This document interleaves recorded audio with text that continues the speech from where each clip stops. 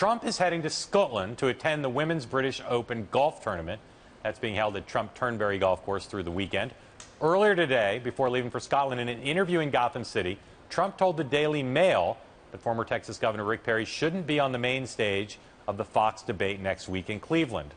Today at the Yale Club in New York, the same Daily Mail reporter who interviewed Trump asked Perry to respond to what the Donald said about him. He said you don't belong on the debate stage on August 6th.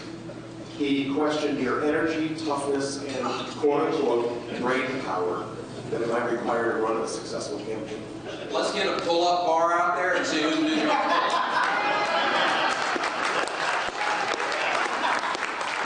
So you see Steve Forbes and others on the stage there in the room. They love that response. So, John, with all eyes on the first Republican debate, the question I have for you is, did Perry, with that response, lay down the right marker, kind of a template, for how Republicans should deal with Trump when he attacks them? Well, it's as good an idea as any. I mean, I think this question is on everyone's mind who works for a Republican candidate right now who's going to be on that debate stage. It's easy to say, well, we're just going to ignore him. We're going to focus on our own issues. We're going to focus on ourselves. Chris Christie today with me said something similar to that when we were chatting about it. But God knows, if Trump starts attacking people, you can't ignore him. You got to parry somehow. And Rick Perry may have shown the best way to parry with humor.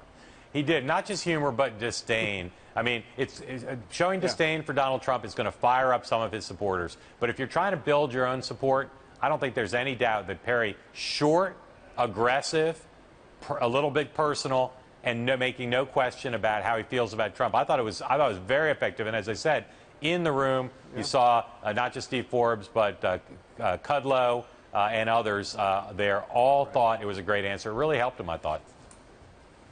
And literally, if you don't do anything, if you just try to ignore Trump, you know what's going to happen the next day. He's going to make mincemeat of you, not just on the debate stage, but the following day for not having fought back against him. He's going to call everyone weak for ignoring him. They got to do something.